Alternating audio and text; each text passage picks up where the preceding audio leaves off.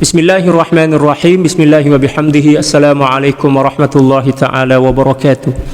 Alhamdulillah wassalatu wassalamu ala sayyidina Rasulillah wa alihi wa sahbihi wa mawalah, amma ba'd. Kembali berjumpa dengan saya Al-Faqir Ilallah Sultan Mujahidin, dan kali ini kita dalam kajian Tarbiyah Ruhiyah, yaitu suatu kajian yang khusus membahas tentang semangat kerohanian, ya, atau membahas tentang jalan menuju kesempurnaan iman dan takwa serta ma'rifah kepada Allah Subhanahu wa taala. Kali ini saya akan mencoba untuk menjelaskan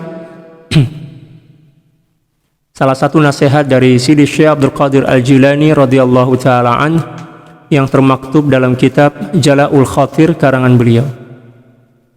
Dan para sahabat yang ingin membaca kitab tersebut bisa download di Google, ya. Tulis saja situ Jala'ul Khatir PDF, insyaallah akan jumpa kitabnya insyaallah. Di sini saya hanya menukil satu nasihat saja. Oke, kita akan mulai. Bismillahirrahmanirrahim. Qala radhiyallahu ta'ala anhu wa nafa'ana Allahu bi'ulumihi wa ulumi syuyukhihi wa syuyukhina wa jami'i awliya'illahi salihin fid dharain Allahumma amin. Qala ya gulam innama yatabayyanu laka ilmu Allahi azza wa jalla fik idza raja'ta ilayhi bikulli qalbika wa hammika wa lazamta baba rahmatih wa ja'alta bainaka wa baina asyahawati saddan min hadid. Kata beliau radhiyallahu ta'ala anhu, ya gulam, wahai pemuda, innama yatabayyanu laka ilmu Allah azza wa jalla fik, sesungguhnya akan menjadi terang dan jelas bagimu ilmu Allah subhanahu wa ta'ala di dalam dirimu, idza raja'ta ilaihi bikulli qalbik, apabila engkau kembali kepada Allah subhanahu wa ta'ala dengan sepenuh hatimu, wa hammik, dan perhatianmu, walazamta baba rahmatik, dan engkau juga senantiasa melazimkan diri mengetuk pintu rahmat Allah subhanahu wa ta'ala, atau berada di depan pintu rahmat Allah subhanahu wa ta'ala. Para sahabat sekalian, dalam nasihat ini beliau menjelaskan kepada kita bahwa untuk mengungkap, demikian juga untuk memahami ilmu Allah subhanahu wa ta'ala yang sebenarnya sudah ada pada diri kita tetapi kita tidak merasakannya, kita tidak menyadarinya, yaitu ilmu tentang ketuhanan yang diletakkan oleh Allah subhanahu wa ta'ala dalam hati kita ketika Allah subhanahu wa ta'ala meletakkan iman di dalam jiwa kita. Jadi ilmu yang dimaksud di sini adalah ilmu tentang ketuhanan yang telah dititipkan oleh Allah subhanahu wa ta'ala, diletakkan oleh Allah subhanahu wa ta'ala ke dalam hati kita seiring dengan peletakan iman oleh Allah subhanahu wa ta'ala di dalam jiwa kita. Tetapi ilmu itu terpendam oleh hijab, ya, demikian juga penghalang-penghalang yang lain, sehingga kewujudan dari ilmu itu tidak akan kelihatan. Bukan berarti tidak ada dalam jiwa kita, tapi terpendam, ditutup oleh jasad kita, ditutup oleh keinginan kita, tertutup oleh dosa kita, keinginan kita kepada selain Allah subhanahu wa ta'ala. Itulah beberapa hijab yang menutupi ilmu tentang ketuhanan yang Allah subhanahu wa ta'ala telah berikan ke dalam jiwa kita ketika Allah subhanahu wa ta'ala meniupkan iman di dalam hati kita. Tapi ilmu itu terpendam dan perlu kita gali kembali, perlu kita kenali kembali. Dengan cara apa? Insya Allah di sini beliau akan jelaskan tentang bagaimana cara untuk kembali mengungkap dan mengenal ilmu yang telah Allah subhanahu wa ta'ala berikan ke dalam jiwa kita, yaitu ilmu tentang ketuhanan, ilmu tentang ma'rifah kepada Allah. Beliau berkata, sesungguhnya akan menjadi nyata dan jelas ilmu Allah subhanahu wa ta'ala bagimu yang ada di dalam jiwamu dengan beberapa syarat yang harus kita tempuh. Yang pertama adalah idza raja'ta ilaihi bikulli qalbik, apabila engkau telah kembali kepada Allah Subhanahu wa taala dengan sepenuh hatimu. Bagaimana cara kita kembali kepada Allah Subhanahu wa taala? Tentunya dengan bertaubat. Bertobat kepada Allah Subhanahu wa taala dari seluruh dosa-dosa yang telah kita lakukan. Demikian juga memperbanyak zikir kepada Allah Subhanahu wa taala, mentajdid iman kita dengan cara berzikir kepada Allah Subhanahu wa taala. Baginda Rasulullah sallallahu alaihi wasallam bersabda, kama qala sallallahu alaihi wasallam, jaddidu imanakum. Qalu kaifa nujaddidu imanana ya Rasulullah? Baginda Rasulullah sallallahu alaihi wasallam bersabda kepada para sahabat, wahai para sahabatku, perbaharuilah iman kalian. Para sahabat bertanya, ya Rasulullah, bagaimanakah cara kami memperbarui iman kami? Kata baginda Rasulullah sallallahu alaihi wasallam, perbanyaklah berzikir dengan la ilaha illallah. La ilaha illallah. Itulah yang merupakan salah satu amal atau amalan yang bisa memperbarui iman kita. Apabila cahaya iman kita telah diperbarui, demikian juga hati kita telah kembali 100% kepada Allah Subhanahu wa taala melalui jalan taubat, maka ilmu yang terpendam itu akan muncul. Ilmu yang terpendam itu akan mencuat keluar. Ya. Itu yang pertama. Idza raja'ta ilaihi bikulli qalbik. Apabila kamu telah berhasil kembali kepada Allah Subhanahu wa taala dengan sepenuh hatimu. Kembali kepada Allah dengan bertaubat, demikian juga banyak berzikir kepada Allah, banyak beribadah kepada Allah Subhanahu wa taala melalui jalan syariat, sesuai dengan aturan-aturan syariat, meningkatkan salat kita, demikian juga puasa kita dan lain sebagainya. Wa hammik, demikian juga perhatianmu. Ya. Kita diperintahkan untuk menumpukan perhatian kita kepada Allah saja. Kita jadikan Allah Subhanahu wa taala sebagai ham kita, sebagai tumpuan fikiran, keinginan dan harapan kita.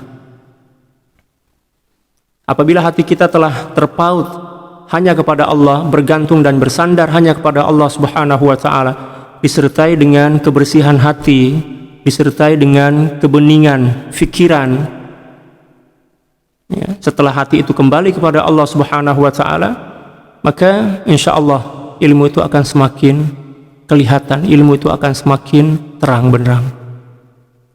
Walazamta baba rahmatih. Ya, demikian juga kamu senantiasa melazimkan diri di pintu rahmat Allah.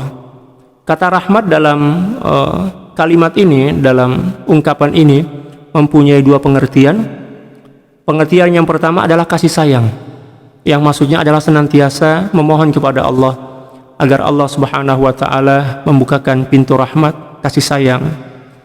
Itu makna yang pertama. Yang kedua adalah rahmat yang dimaksud dalam ungkapan ini adalah baginda Rasulullah sallallahu alaihi wasallam. Maksudnya memperkuat dan kembali merefresh, ya, hubungan hati kita dengan baginda Rasulullah sallallahu alaihi wasallam, hubungan cinta kita, hubungan mahabbah kita kepada baginda Rasulullah sallallahu alaihi wasallam melalui memperbanyak salawat kepada baginda Rasulullah sallallahu alaihi wasallam. Demikian juga mencintai dan menghormati para ahli bait beliau, demikian juga para pewaris beliau dari golongan ulama dan para aulia, dan juga dengan cara berkhidmat kepada umat beliau, berkhidmat kepada umat baginda Rasulullah sallallahu alaihi wasallam. Wa ja'alta bainaka wa bainasy syahawati saddan min hadid. Dan engkau menciptakan atau menjadikan antara engkau dan syahwatmu saddan, penutup, ya, min hadid, penutup yang kuat dari besi. Ya, tentu yang dimaksud di sini adalah mujahadah, mujahadatun nafs, tidak mengikuti keinginan hawa nafsu, mukhalafatun nafs. Ya. Allahu akbar. Allah Subhanahu wa taala berfirman dalam Al-Qur'an, "Walladzina jahadu fina lanahdiyannahum subulana wa innallaha lama'al muhsinin." Dan orang-orang yang senantiasa bermujahadah, bersungguh-sungguh, ya, melawan hawa nafsunya untuk mengenali kami, lanahdiyannahum subulana, maka pasti kami akan berikan petunjuk kepada mereka tentang jalan-jalan menuju kepada kami. Wa innallaha lama'al muhsinin, dan sesungguhnya Allah Subhanahu wa taala senantiasa membersamai, senantiasa menyertai orang-orang yang telah menyempurnakan maqam ihsannya. Muhsinin, orang yang telah kembali kepada Allah Subhanahu wa taala dengan sepenuh hati. Orang yang telah kembali kepada Allah Subhanahu wa taala dengan sepenuh hati, maka Allah Subhanahu wa taala akan senantiasa memberikan pertolongan, perlindungan, penjagaan, pemeliharaan. Demikian juga memberikan ta'yid, dukungan, sokongan kalau dalam bahasa Melayu, ya. Itulah keistimewaan dan kemuliaan yang Allah Subhanahu wa taala berikan kepada orang-orang yang telah kembali kepada Allah, mengembalikan hatinya hanya kepada Allah.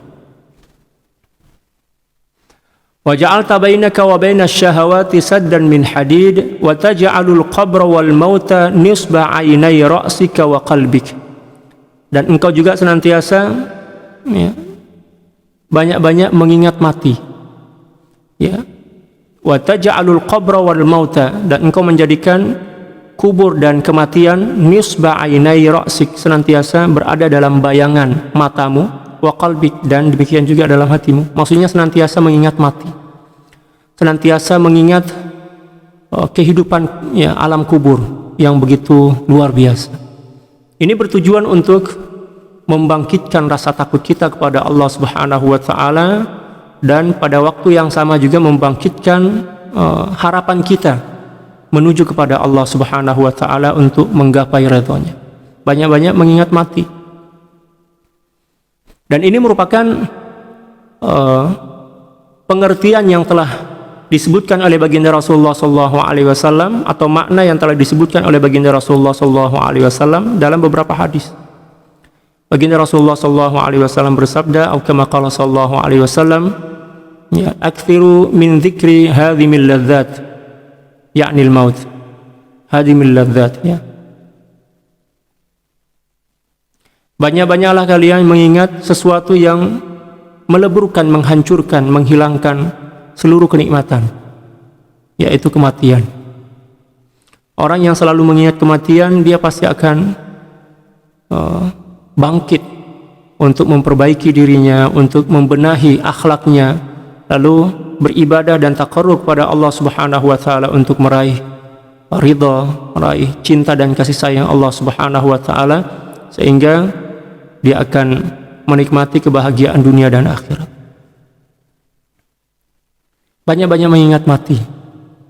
Dan mati ini akan datang tanpa menunggu kita taubat, dan tanpa menunggu masa tua kita, usia tua kita. Datangnya datang aja. Kata para ulama, al-mautu ya'ti baghtatan wal qabru sundukul amal. Ya, kematian itu akan datang sekonyong-konyongnya, maksudnya datang secara tiba-tiba. Dan kubur adalah sundukul amal, kotak amal. Maksudnya apapun yang telah kita lakukan di muka bumi ini mulai kita rasakan ketika kita berada di alam kubur. In khairan fa khairun wa in syarran fa syarr. Apabila perbuatan kita baik, maka balasannya akan, ya, baik, tapi bila mana buruk, maka balasannya pun akan, ya, buruk. Na'udzubillah tsumma na'udzubillahi min dzalik. Faman ya'mal mithqala dzarratin khairan yarah wa man ya'mal mithqala dzarratin syarran yarah. Barang siapa yang melakukan satu kebaikan walaupun sebiji sawi, maka dia akan mendapatkan kebaikan itu, balasan dari kebaikan itu. Demikian juga sebaliknya. Barang siapa yang melakukan keburukan walaupun sebiji sawi, ya, zarrah, maka dia pun juga akan mendapatkan, ya, balasan dari Allah Subhanahu wa taala. Para sahabat sekalian, selanjutnya kata beliau, wa turaqibu nadharatil haqqi azza wa jalla ilaik wa ilmahu bika wa hudurahu indak. Dan hendaklah engkau senantiasa memperhatikan dan merasakan pandangan Allah Subhanahu wa taala serta pengawasannya kepadamu. Allah senantiasa mengawasi dan melihat kita. Di sini kita diperintahkan untuk muraqabah, nazaratil haqq, senantiasa merasa diawasi, menyadari bahwa Allah Subhanahu wa taala senantiasa melihat kita, mengontrol kita, mengawasi kita dimanapun kita berada, dalam keadaan apapun kita. Allahu Akbar.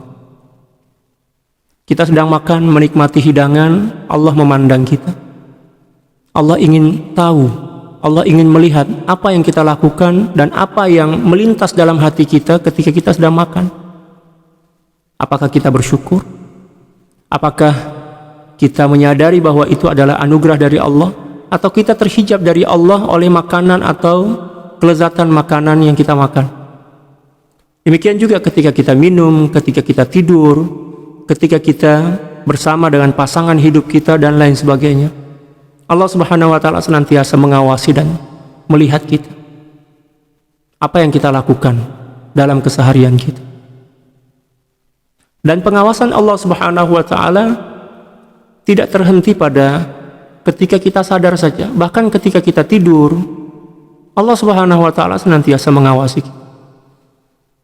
Ketika kita bersama orang lain, Allah mengawasi kita. Demikian juga ketika kita sendiri di tempat yang gelap, tanpa seorang pun yang menyertai kita, Allah Subhanahu wa taala senantiasa mengawasi kita.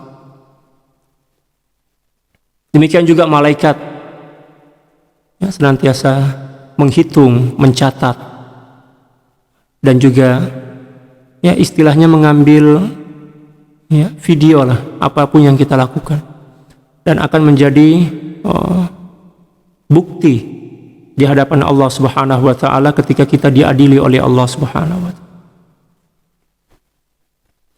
Wa ilmahu bika, demikian juga senantiasa mengawasi dan menyadari bahwa Allah Subhanahu wa taala Maha mengetahui segala apapun yang kita lakukan. Wa hudurahu indak, dan Allah Subhanahu wa taala senantiasa hadir bersama kita dalam keadaan apapun kita. Ketika kita senang, ketika kita sedih, ketika kita sedang berada di atas atau ketika kita sedang terhempas ke lantai, jatuh, terpuruk dan lain sebagainya. Allah. Wa tastaghni bil faqri wa tarda bil iflas. Dan juga engkau merasa cukup dengan kefakiran. Maksudnya kita tetap mampu bersyukur walaupun kita dalam keadaan fakir. Jangan sampai kita terhalang dari rasa syukur kepada Allah, ucapan syukur kepada Allah, karena kita berada dalam kefakiran. Karena walaupun kita fakir, masih banyak nikmat Allah Subhanahu wa taala yang melekat pada diri kita yang wajib kita syukuri. Kefakiran itu kan terkadang hanya berkaitan dengan harta benda kan. Tapi kesehatan, iman, Islam, akal masih melekat pada diri kita. Jangan sampai kita terhalang atau lalai untuk bersyukur kepada Allah disebabkan karena pandangan kita hanya kepada sesuatu yang menurut kita tidak lengkap dalam hidup kita, yaitu harta benda, fakir. Jangan sampai itu terjadi pada diri kita, karena apabila itu terjadi maka kefakiran yang menimpa diri kita akan semakin membuat penderitaan menjadi-jadi pada kehidupan kita. Tetap tampilkan kesyukuran kepada Allah walaupun kita dalam keadaan fakir. Dan kefakiran itu kan tidak selama-lamanya. Dawamul hal minal muhal. Kekalnya sesuatu itu adalah sesuatu yang mustahil. Kehidupan itu kan bagaikan roda roda pedati. Terkadang kita berada di atas, di bawah, di samping. Itulah perputaran takdir yang telah ditentukan dan disusun oleh Allah Subhanahu wa taala. Bagaikan irama, terkadang iramanya lembut, terkadang juga sentakannya sangat keras dan akan senantiasa bergulir seperti itu. Wa tilkal ayyamu nudawiluha bainan nas. Dan demikianlah hari-hari kami gulirkan di antara manusia. Hari ini kita susah, besok insya Allah kita akan tersenyum. Hari ini tersenyum tidak menutup kemungkinan besok kita akan menangis dan lain sebagainya. Oleh karena itu, sadari bahwa dinamika kehidupan ini akan senantiasa bergulir. ketika kita berada dalam keadaan yang kita harapkan sesuai dengan keinginan kita, dalam keadaan serba kecukupan, maka di situ kita dituntut untuk bersyukur. Dan ketika kita berada di tempat yang memaksa kita untuk mengalirkan air mata, paling tidak atau setidaknya kita bersabar.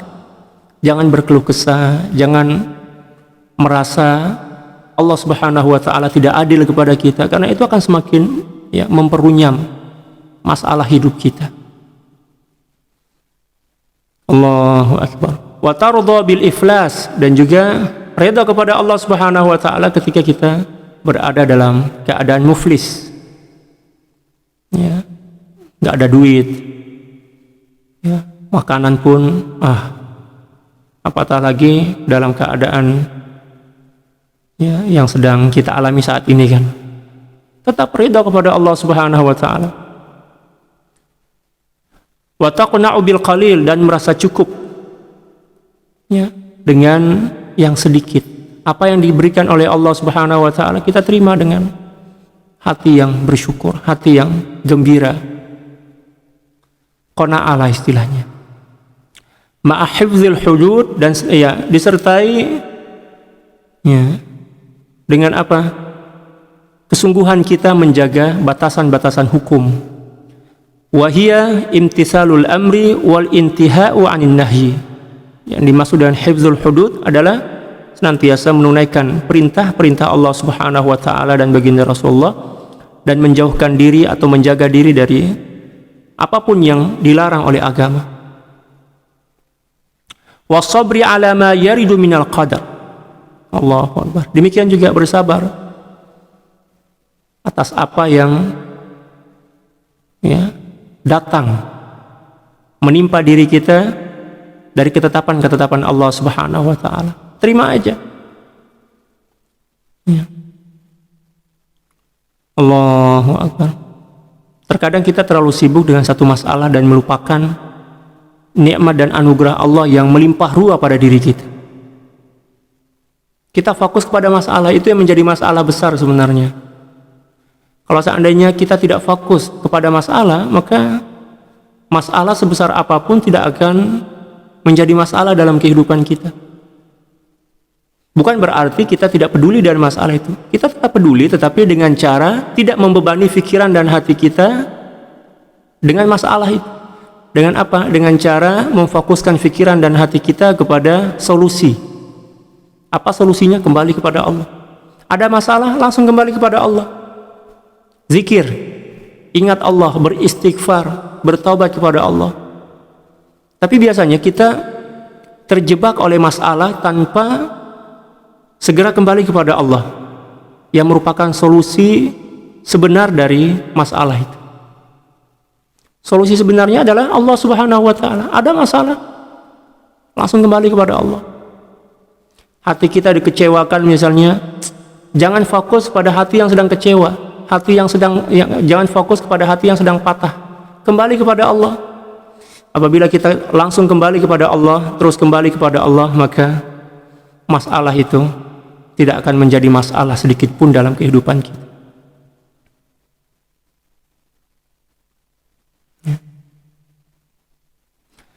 Allahu akbar. Fa idza dumta ala hadza, dan apabila kamu istiqamah melakukan apa yang telah saya nasihatkan tadi, kata beliau radhiyallahu taala anhu, laqiya qalbuka rabbak, maka pasti hati kamu akan berjumpa dengan Tuhan. Pasti hati kamu akan berjumpa dengan Allah. Maksudnya mengenal Allah Subhanahu wa taala, mencintai Allah dengan sebenar-benar cinta. Wa dakhala alaihi sirru sirrik, dan juga akan masuk ke dalam hati itu rahasia dari rahasiamu. Allahu akbar. Hikmah, kebijaksanaan, demikian juga nilai-nilai kerohanian dalam jiwa kita akan menyusup dan larut dalam jiwa kita. Redha, taslim, tawakal kepada Allah, cinta, rindu kepada Allah. Fahina idzin tankashiful asya'u lak. Nah, pada saat itu akan tersingkap ya, rahasia-rahasia Allahu Akbar, al-asya, ya, sesuatu kepada dirimu. Maksudnya apa? Akan tersingkap hikmah di balik segala sesuatu. Bahkan ketersingkapan ya, jiwa atau hati itu akan mampu mendeteksi hikmah yang Allah Subhanahu wa taala kirimkan melalui lambaian dedaunan, ya, desiran ombak, angin yang berhembus. Kita mampu menangkap hikmah, memahami hikmah dan rahasia di balik seluruh apapun yang terjadi dalam kehidupan kita. Pertukaran kedipan mata kita, deguban jantung kita itu akan bercerita tentang hikmah, bercerita tentang rahasia, bercerita tentang lagu-lagu cinta dan kerinduan kepada Allah Subhanahu wa taala. Oleh karena itu para aulia mereka tidak pernah merasa kesepian. Walaupun jauh dari keluarga, walaupun mungkin dikucilkan, mungkin dihina, dicaci, dimaki, diasingkan, dia tetap gembira, dia tetap bahagia.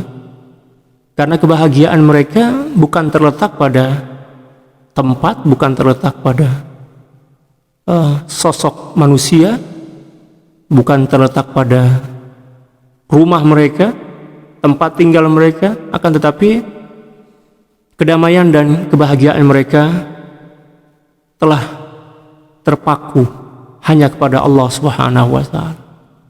Kebersamaan mereka dengan Allah Subhanahu wa taala itulah puncak dari kebahagiaan dan ketentraman jiwa mereka.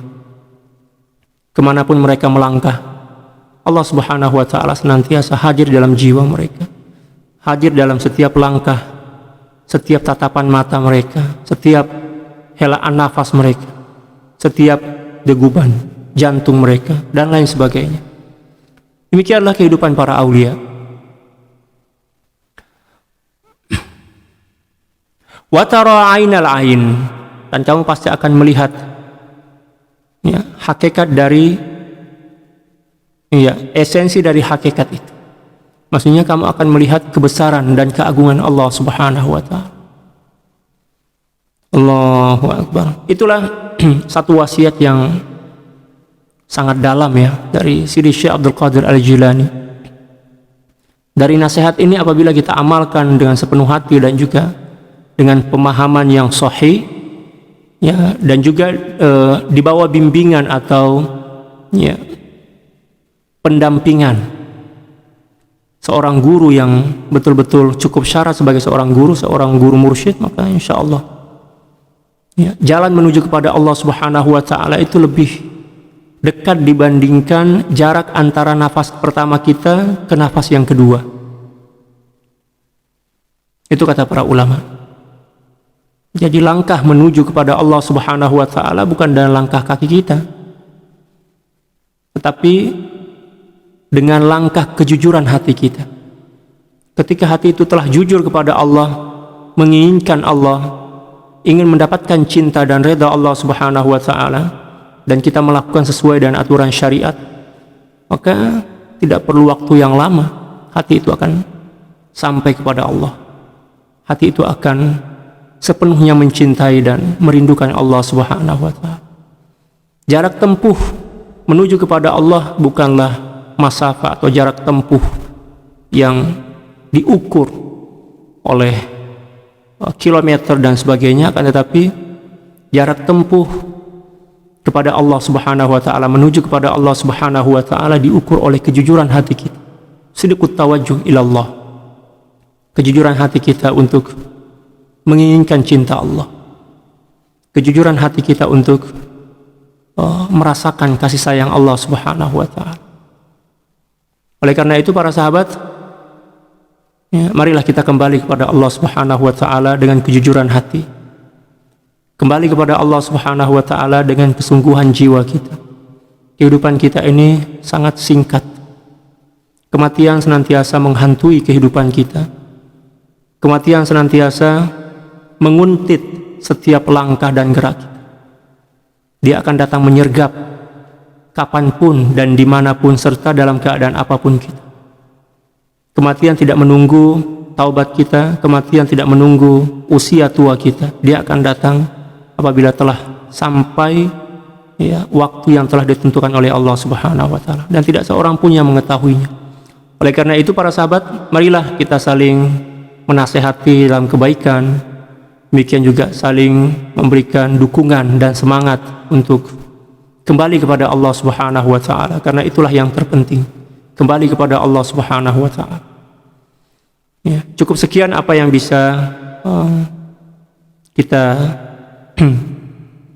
kaji dan kita fahami dari apa yang telah ditulis oleh Sidi Syekh Abdul Qadir Al-Jilani radhiyallahu taala an dalam kitab ini. Semoga apa yang beliau nasihatkan melalui tulisan tadi menjadi bagian dari semangat kerohanian kita, dan semoga Allah Subhanahu wa taala memberikan hidayah dan taufik serta kekuatan kepada kita untuk mempraktikkan dan mengamalkan nasihat-nasihat beliau tadi. Dan semoga Allah Subhanahu wa taala juga memberikan kesempatan dan peluang kepada kita untuk sampai kepada maqasid atau tujuan-tujuan dari apa yang beliau utarakan dan nasihatkan kepada kita tadi. Allahumma amin. Cukup sekian dari saya. Wassalamualaikum warahmatullahi taala wabarakatuh.